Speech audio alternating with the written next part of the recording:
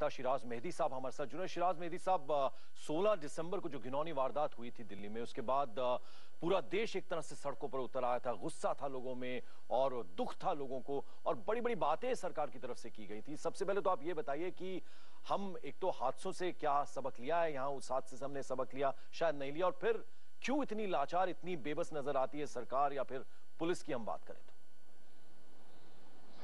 देखिए, कानून बनाया गया, जो दिल्ली में घटना हुई उसके बाद कानून बनाया गया।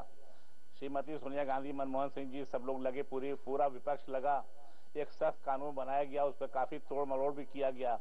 उसके बाद अगर ये दरिंदगी है तो इसके लिए तो सोचने की आवश्यकता है। पूरे मुल्क को, मेरा ख्याल है, सरकार के साथ साथ विपक्ष को भी सोचने की आवश्यकता है कि आखिर ये मानसिकता लोगों कैसे बदलेगी। और मानसिकता की वजह उसकी जो है, ये आजकल ये जो लैपटॉप और ये आपका मोबाइल फोन और इसमें तरह तरह की अश्लील हरकतें, तमाम तरीके के सिस्टम्स, तो ये जो है इसके पीछे, इस पर भी हमको बैठ करके कानून बनाने के साथ साथ इस पर भी सोचना पड़ेगा कि इस पर कैसे रोक लगाया जाए।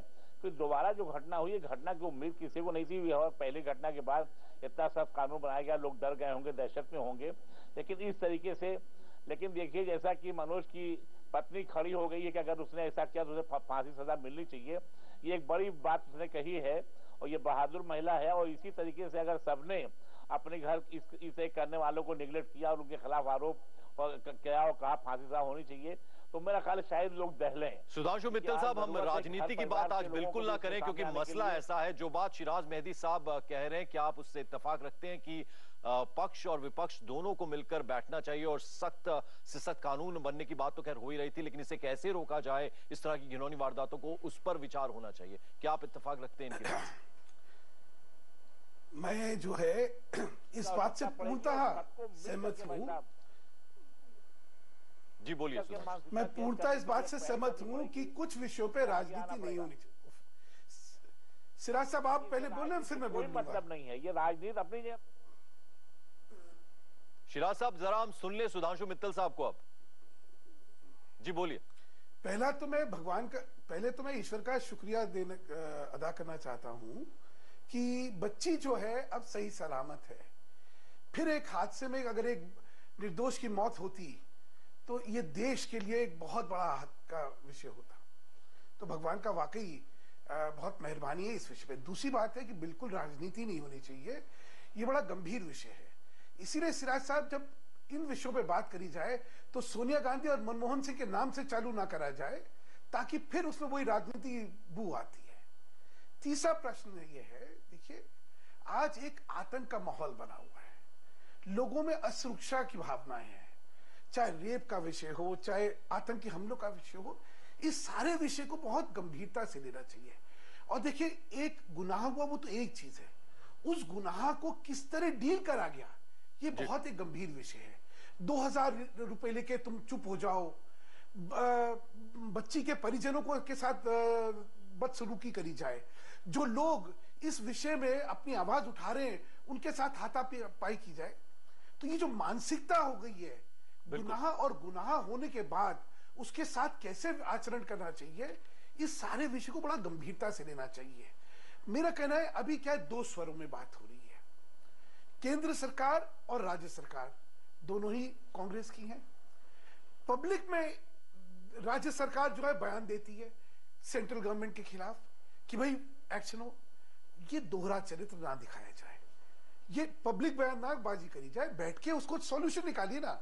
अगर पुलिस कमिश्नर को संदीप दीक्षित कहते कि हटना चाहिए तो बयानबाजी ना करें, होम मिनिस्टर के यहाँ जाए, उन्हीं बिल्कुल। और पुलिस का जो असंवेदनशील रवैया है उस पर भी हम बात करेंगे। डीपी ओझा साहब हमारे साथ जुड़े हुए हैं कि आदमी जिसके साथ ये गुजरती है, जिसके परिवार के साथ ये, जिसके परिवार के अंदर ये सब कुछ होता है, वो पुलिस के पास जाता है तो पुलिस का बर्ताव कैसा रहता है, इस पर हम डीपी ओझा साहब से बात करेंगे। एक छोटा सा ब्रेक यहाँ ले रहे हैं, तमाम खास मेहमान भी हमारे साथ बने हुए, फौरन हाजिर होते हैं, आप कहीं मत जाइएगा। और आप देख रहे हैं दिल्ली रेप पर IVN7 की लगातार कवरेज। हर बलात्कार के बाद पुलिस ऐसे अपराध पर लगाम लगाने का दावा करती है, लेकिन बावजूद इसके दिल्ली समेत देश के ज्यादातर इलाकों में रेप जैसी जघन्य वारदातों में इजाफा ही हुआ है।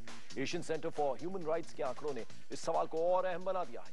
आंकड़ों की माने तो 2001 से 2011 के बीच बच्चों से बलात्कार के 48,338 मामले दर्ज किए गए, यानी इन 10 सालों में रेप के मामलों में 336% की बढ़ोतरी हुई है। 2001 में जहां यह आंकड़ा 2113 था, तो वहीं 2011 में यह आंकड़ा बढ़कर 7112 तक पहुंच गया। तो आप अंदाजा लगा सकते हैं किस तरह से जघन्य वारदात में इजाफा हुआ है। हमारे साथ दो खास मेहमान हैं, सुधांशु मित्तल साहब बीजेपी नेता, उसके अलावा पूर्व डीजीपी ओझा साहब, डीपी ओझा साहब भी हमारे साथ हैं। मैं सुधांशु मित्तल साहब, पहले ओझा साहब जो ब्रेक से पहले बात कह रहे थे, यानी विपक्ष जो है लगातार सरकार पर उंगलियां उठाता रहता है और सरकार जो है तमाम वादे करती है, लेकिन वो वादे जो हैं वो वैसे के वैसे ही रह जाते हैं। इस पर कुछ कहना चाहेंगे? पंकज जी, अभी ओझा साहब जो कह रहे हैं वो पुलिस रिफॉर्म्स के बारे में कह रहे हैं। उनका मत है कि जो पॉलिटिकल लीडरशिप है वो पुलिस रिफॉर्म्स नहीं चाहती। इस देश के अंदर एक रिवाज चल पड़ा है, एक फैशन हो गया है कि हर चीज के लिए आप राजनेताओं को जो है उनको आप ब्लेम कर दीजिए। इसमें क्यों नहीं चाहेगा? किसी मुलायम सिंह जी ने कहा था क्या निठारी के केस नहीं रजिस्टर होने चाहिए, या किसी होम मिनिस्टर ने कहा होगा कि 2000 देके इस रेप विक्टिम को जो है टाल दो। ये इनके गुनाह। पुलिस के अंदर जो लीडरशिप पहले थी वो खत्म हो चुकी है। उस लीडरशिप के खत्म होने की वजह से जो है ये आज सारी व्यवस्थाएं खराब हो गई हैं। इनके गुनाह मरना चाहते हैं किसी और को, तो ये सब ना करिए। पुलिस रिफॉर्म्स का सबसे ज्यादा रेजिस्टेंस पुलिस फोर्स से आता है। क्यों? उसके अंदर अकाउंटेबिलिटी है। क्या रिफॉर्म में है कि पुलिस कंप्लेंट अथॉरिटी बनेगी? कोई बनाना चाहता है इनमें से? क्यों? अभी तो पुलिस को की सारी व्यवस्था में जो कंप्लेंट है वो पुलिस वाले ही खुद ही देख रहे हैं, तो एक दूसरे को प्रोटेक्ट करते चलते हैं, इसलिए सारा कुछ होता है। दूसरा, मैं एक और चीज कहता हूं, अभी आप सारा ये स्टैटिस्टिक्स दिखा रहे थे। देखिए, जब तक हम कानून व्यवस्था को स्टैटिस्टिक्स बेस्ड बनाएंगे तब तक इस देश में कभी भी व्यवस्था ठीक नहीं हो सकती। क्या होता है, आज क्राइम बढ़ गया है, 4 की जगह 6 हो गए हैं, तो इसलिए आज स्थिति खराब हो गई। जब तक ये मानसिकता रहेगी तो क्या होगा? पुलिस वाले कहेंगे नहीं नहीं नहीं, हमें केस रजिस्टर नहीं करना है, तो इस देश में केस रजिस्टर हो ही नहीं सकता। आज कौन सा हो रहा है? आप अगर एक आम नागरिक से जाके पूछिए, उसके साथ कोई भी दुर्घटना हो जाए, केस रजिस्टर करवा सकता है? नहीं करवा सकता। तो पहला मेरा कहना है कि व्यवस्था की जो आंकलन होना चाहिए वो स्टैटिस्टिक्स बेस्ड ना करिए। ओझा साहब, जो बात सुधांशु मित्तल साहब कह रहे हैं उनसे आप इत्तेफाक रखते हैं, केस रजिस्टर तक नहीं होते, तो ये तो सीधे सीधे पुलिस की जिम्मेदारी बनती है। आप लीडरशिप पर सवाल उठा रहे हैं, लेकिन यहाँ पुलिस में वैसे अधिकारी नहीं रह गए, इस तरफ भी इशारा कर रहे हैं सुधांशु मित्तल साहब, इस पर कुछ कहेंगे आप? देखिए बिल्कुल केस रजिस्टर नहीं होता, केस को मनमाना तरीके से इन्वेस्टिगेट होता है, ऑनेस्ट इन्वेस्टिगेशन नहीं होता, ये सब बात है। और इस बात पर बहुत बार बहस हो चुकी है। बहुत सा सरकार द्वारा बनाया हुआ पुलिस कमीशन ने इस पर डेलिब्रेट करके दिया है कि ये सारा चीज पॉलिटिकल और पुलिस के मेल से होता है। ये नेक्सस पॉलिटिशियंस और पुलिस का गंभीर हो गया है और आम आदमी, गरीब आदमी इसका सफर कर रहा है। सिर्फ इसका फायदा इस नेक्सस का 10% 15% लोगों को, पावरफुल लोगों को होता है। इसके सुधार के लिए सुप्रीम कोर्ट ने प्रकाश सिंह के केस में गाइडलाइंस 2006 में दिया था, आदेश दिया था, मॉडल पुलिस एक्ट बनाया था, कैसे इसमें सुधार हो कहा था। किसी सरकार ने, किसी पार्टी की सरकार ने उसको लागू नहीं किया। कुछ लोगों ने दिखावे, कुछ सरकारों ने दिखावे के लिए लागू किया और खराब स्थिति कर दिया। ये तो पॉलिटिशियन ओझा जी क्या बात करे जा रहे हैं? और सभी लोग मिल करके सुप्रीम कोर्ट के उस आदेश के अनुसार से एक्ट बना करके पुलिस में सुधार लावे, तभी स्थिति सुधर सकती है। बिल्कुल, हमारे साथ एक और खास मेहमान जुड़ गए हैं, न्यू इंडियन एक्सप्रेस के एडिटोरियल डायरेक्टर प्रभु चावला साहब। सुधांशु मित्तल साहब, मैं आपके पास लौटूंगा। प्रभु चावला साहब हमारे साथ जुड़ गए। प्रभु चावला साहब, जिस तरफ इशारा कर रहे हैं यहाँ पर सुधांशु मित्तल साहब, वो कह रहे हैं कि उसमें वैसी लीडरशिप नहीं रह गई है और यहाँ पर विपक्ष और साथ ही साथ जो सरकार है उस पर एक तरह से ओझा साहब प्रहार कर रहे हैं। आपसे मैं जानना चाहूंगा, यहाँ पर 16 दिसंबर को जो घिनौनी वारदात हुई थी उससे सबक लेना चाहिए। तमाम तरह के वादे सरकार ने किए, लेकिन एक रियलिटी चेक उस पर हमने नजर डाली, कुछ नहीं हुआ, सिर्फ बातें रह गई। जो पुलिस रिफॉर्म्स कमीशन रिपोर्ट पड़ी है कई सालों से, उसके ऊपर कोई भी असर नहीं हुआ अभी तक, उसके ऊपर इम्प्लीमेंट नहीं करता। सुप्रीम कोर्ट की गाइडलाइंस है, उसके ऊपर भी कोई इम्प्लीमेंट नहीं करता। परंतु दिल्ली की स्थिति अलग से है। दिल्ली में लॉ एंड ऑर्डर की कंट्रोल की समस्या जो है वो मल्टीप्लिसिटी अथॉरिटीज है। पुलिस कमिश्नर चीफ मिनिस्टर को रिपोर्ट नहीं करता, वो सीधे लेफ्टिनेंट गवर्नर को रिपोर्ट करते हैं, लेफ्टिनेंट गवर्नर सीधे होम मिनिस्ट्री को रिपोर्ट करते हैं। तो कोई पता लगता कि किसकी जिम्मेवारी है लॉ एंड ऑर्डर को मेंटेन करना। जो इलेक्टेड रिप्रेजेंटेटिव दिल्ली के हैं उनके पास लॉ एंड ऑर्डर की पावर नहीं है। दिल्ली की चीफ मिनिस्टर एसएचओ को ट्रांसफर नहीं कर सकती, दिल्ली का पुलिस कमिश्नर एसपी को ट्रांसफर नहीं कर सकता। तो जब किसी के पास कोई पावर नहीं है तो दिल्ली का बर्बादी तो होगी।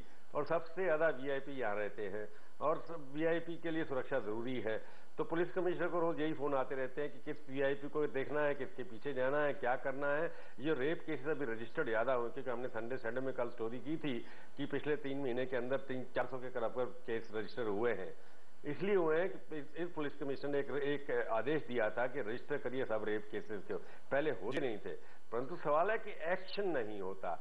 प्रभु जी, एक्शन की तरफ आप इशारा कर रहे हैं, यानी रात में महिलाओं की सुरक्षा के लिए पुलिसकर्मी बढ़ाए जाएंगे और एसीपी और जॉइंट सीपी रैंक का अफसर जो है रात 12 बजे तक जो है वो सड़कों का मुआयना करेंगे। बीच बीच में गृह राज्य मंत्री सड़कों पर जाएंगे। 181 नंबर की शुरुआत हुई थी, वो जो आपात नंबर था, यानी कहीं भी कुछ हुआ नहीं उस दिशा में। अगर देखा जाए 181 नंबर की भी अगर हम बात करें तो उस पर भी शायद ज्यादा कुछ हो नहीं रहा। नहीं, बात ठीक है आपकी। वो उस वक्त फैशन था, लोगों ने स्टेटमेंट दे दिया, हम सब लोगों ने दिखा दिया टीवी के ऊपर, तो उसकी सराहना भी कर दी।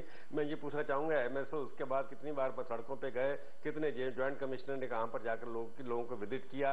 मैंने तो देखता नहीं, क्योंकि मैं रात को जब दफ्तर से जाता हूँ मेरे तो कोई वैन भी दिखाई नहीं देती, पीसीआर नहीं दिखाती। मेरे कहने का मतलब ये है कि पुलिस की अकाउंटेबिलिटी नहीं है, क्योंकि वो अथॉरिटी नहीं है किसी के पास। पुलिस कमिश्नर के पास अथॉरिटी नहीं है किसी को ट्रांसफर करने की, और चीफ मिनिस्टर को अथॉरिटी नहीं है, तो किसको आप पकड़ेंगे?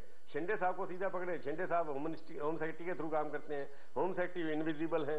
तो दिल्ली के लॉ एंड ऑर्डर का मालिक कौन है, इसकी कोई जिम्मेवारी है ही नहीं। किसको पकड़ोगे आप? आज अगर आप अकाउंटेबल ठहराना है तो ज्वाइंट कमिश्नर को लगता है कि आईपीएस ऑफिसर है, आज दिल्ली में, कल गोवा में चला जाएगा, परसों अरुणाचल में चला जाएगा, उसकी ट्रांसफर होती रहेगी। तो अकाउंटेबिलिटी जब तक इलेक्टेड रिप्रेजेंटेटिव के पास नहीं होगी और जब कि यहाँ के नागरिक खड़े होकर के प्रोटेस्ट नहीं करेंगे, तब तक ये घिनौने जो कांड हो रहे हैं वो होते रहेंगे। पुलिस अथॉरिटी को अकाउंटेबिलिटी करनी चाहिए ताकि उनको भी लगे कि वो किसी को रिपोर्ट कर रहे हैं। आज वो किसी को रिपोर्ट ही नहीं कर रहे। वो आईपीएस ऑफिसर आईएएस को रिपोर्ट कर रहा है, आईएएस वाला दूसरे रिटायर्ड आईएएस ऑफिसर को कर रहा है, दूसरा retired IAS officer lieutenant governor जो है वो होम मिनिस्टर को कर रहा है, जो होम मिनिस्टर सारे देश को देख रहा है। किसको जिम्मेवार ठहराएंगे आज? बिल्कुल, और ऐसे में सवाल ये भी है कि विपक्ष जो है वो भी जनता की नुमाइंदगी करते हैं। सुधांशु मित्तल साहब, सॉल्यूशन क्या है, समाधान क्या है, ये हम आपसे जानने की कोशिश करेंगे। छोटा सा ब्रेक यहाँ ले रहे हैं। ओझा साहब, आप भी हमारे साथ बने रहिए, फौरन हाजिर होते हैं, कहीं मत जाइएगा।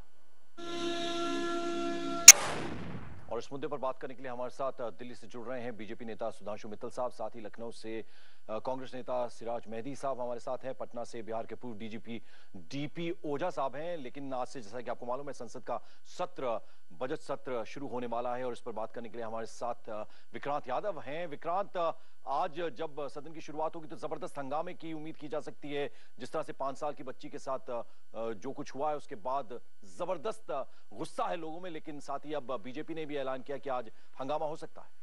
देखिए, निश्चित तौर पर संसद का जो बजट सेशन है उसके बाद जो रिसेस हुई थी उसके बाद पहला दिन है आज, और विपक्ष जिस तरीके से हमलावर है, कई मुद्दों पर वो सरकार को घेरने की कोशिश करेगा, चाहे वो कोलगेट हो, चाहे वो जेपीसी की रिपोर्ट का लीक हो, ड्राफ्ट रिपोर्ट का लीक होना हो, या फिर मासूम बच्ची के साथ रेप का मामला हो। कई ऐसे मुद्दे हैं जिस पर विपक्ष सरकार को घेरेगा और चुनावी साल है और इस समय वो सरकार को कोई ऐसा मौका नहीं देगा कि सरकार ये दिखा सके कि वो कुछ कदम उठा रही है या सरकार कुछ कार्रवाई कर रही है। बीजेपी पहले ही साफ कर चुकी है कि वो इन सब मुद्दों पर सरकार से जवाब चाहती है और जवाब सरकार को संसद का, क्योंकि सत्र चल रहा है, तो संसद के भीतर देना चाहिए। पंकज, बिल्कुल। और शिराज मेहदी साहब, अगर हम देखें पिछले कुछ 2012 और 13 का कंपैरिजन करें तो छेड़छाड़ 115 मामले थे 2012 में, 794 हो गए 2013 में, और फिर बलात्कार 145 मामले थे, 359 हो गए 2013 में, और स्नैचिंग की अगर बात करें तो 281 अगर 2012 में थे तो 2013 में 486 हो गए। यानी इतना फीसदी में बढ़ोतरी हुई है। अब सीधे सीधे कहीं ना कहीं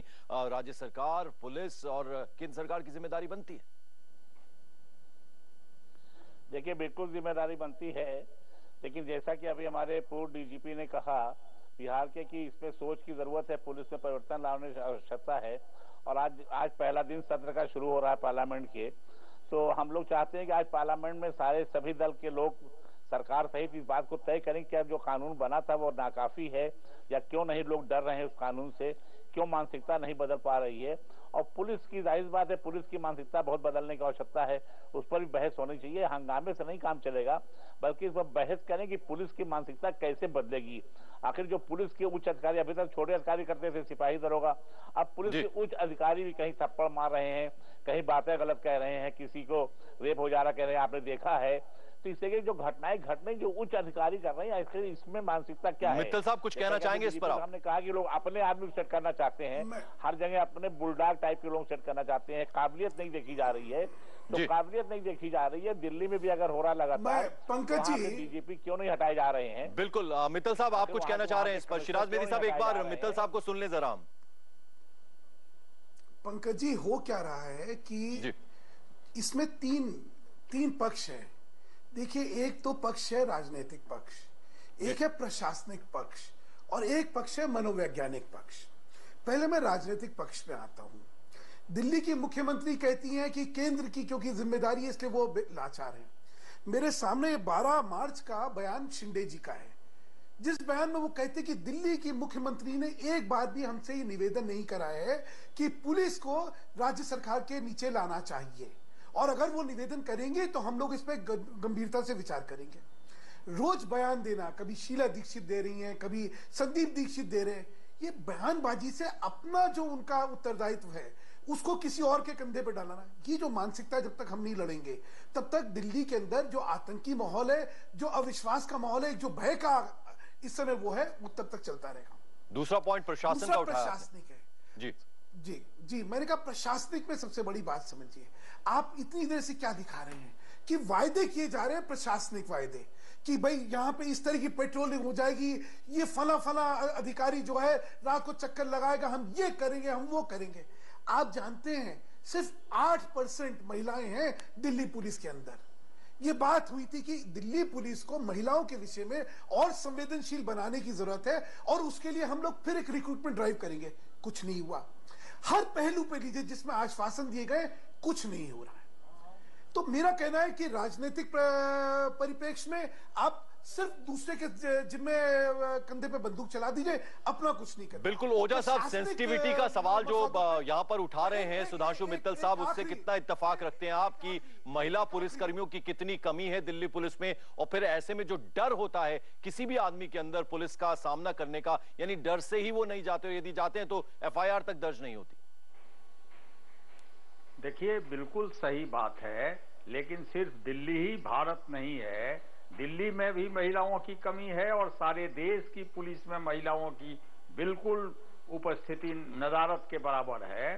तो ये कौन इसको पूरा करेगा? मैं बार बार यही कह रहा हूं कि इसे ठीक करने की जिम्मेवारी किसकी है? इसके ठीक करने की जिम्मेवारी। ओझा साहब, यहाँ बड़ा सवाल ये भी है कि अगर आप पुलिस के पास जाते हो तो आप किस तरह से अपनी बात कहो, वो सुनने की शायद वो ट्रेनिंग नहीं है पुलिस के पास। आप चोर और उचक्कों को तो पकड़ सकते हैं, लेकिन किस तरह से इन मामलों से डील किया जाए वो शायद पुलिस कर ही नहीं सकती। बिल्कुल बिल्कुल सही बात है। इसी के लिए पुलिस के फंक्शनिंग में उस फंक्शनल ऑटोनॉमी की जरूरत है, और रिस्पॉन्सिबिलिटी फिक्स करने की जरूरत है। मुकदमा नहीं करेगा उसको क्रिमिनल ऑफेंस बनाने की जरूरत है। ये सब सुधार के लिए ही सुप्रीम कोर्ट ने पहला गाइडलाइंस दिया था कि फर्स्ट फेज में ये सुधार किया जाए, और भी मानसिकता बदलना, और पुलिस को सुप्रीम कोर्ट के गाइडलाइंस के अनुसार सरकार से इंडिपेंडेंट नहीं किया गया है, लेकिन फिर भी कोई पॉलिटिकल पार्टी उसका 1% भी लागू करने के लिए तैयार नहीं है। मैं अपनी बात नहीं कह रहा हूं, मैं सुप्रीम कोर्ट की बात कर रहा हूं। तो मित्तल साहब कुछ कहना चाहेंगे इस पर? ओझा साहब बिल्कुल गलत बयानी कर रहे हैं। पंकज जी, ओझा साहब बिल्कुल गलत बयानी कर रहे हैं, और गलत बयान में सब जनों को भ्रमित कर रहे हैं। मैं आपको इनको बतलाता हूं क्या लिखा हुआ है। लिखा हुआ है कि कोई भी पुलिस अधिकारी जो फील्ड का होगा उसका तबादला ही नहीं हो सकता। अब ये केस हुआ है, और इस केस में अगर जो लिखा हुआ है उसको माना जाए, इस केस में SHO का तबादला नहीं हो सकता, क्योंकि तबादला होगा जब वो पागल हो जाएगा या भ्रष्टाचार के किसी केस में उसको कन्विक्शन हो जाएगी, तब तबादला होता है। नहीं तो 2 साल तक वो वैसे का वैसा रहेगा। क्या आप इस व्यवस्था को मानने को तैयार हैं? अकाउंटेबिलिटी तो तब खत्म कर देंगे और चालू करते हैं। और जो ओझा साहब कह रहे हैं उसमें बिल्कुल, अरे नहीं है साहब, सुन लीजिए, मैंने बहुत पढ़ा हुआ है, इसलिए मेरी बात भी सुन लीजिए। अब आगे चलिए, एक सिपाही बदतमीजी करता है, उसकी कंप्लेंट अगर एसएचओ को करी जाए और एसएचओ उसको अगर प्रोटेक्ट कर रहा है तो उसके खिलाफ कोई एक्शन लेने के लिए नहीं कहा है सुप्रीम कोर्ट ने। क्या हम लोग बात कर रहे हैं? हम लोग एक वैसे ही, ये देश पुलिस स्टेट बना हुआ है, उसके बाद इस देश को और पुलिस स्टेट बनाने की प्रक्रिया करनी है क्या? पहले किसी चीज पर व्यापक बहस करिए, सिर्फ कोई भी बात उठा के उसको अपनी मनवाना, क्योंकि उसके अंदर क्या है, जो आज जितनी भी अकाउंटेबिलिटी है उसके बाद तो वो अकाउंटेबिलिटी भी खत्म कर देंगे। बिल्कुल सुधांशु मित्तल साहब, सॉल्यूशन क्या है, समाधान क्या है? अब यहाँ एक दूसरे को जिम्मेदार ठहराने से अच्छा इसका सॉल्यूशन क्या हो सकता है, समाधान क्या हो सकता है, उस पर हम बात करेंगे। हमारे सहयोगी विक्रांत यादव भी हमारे साथ बने हुए हैं। चूंकि आज से बजट का दूसरा सत्र शुरू हो रहा है संसद में, तो वहां जबरदस्त हंगामे की उम्मीद है। वहां क्या कुछ हो रहा है ये जानने की कोशिश करेंगे हमारे सहयोगी विक्रांत यादव से भी। एक छोटा सा ब्रेक।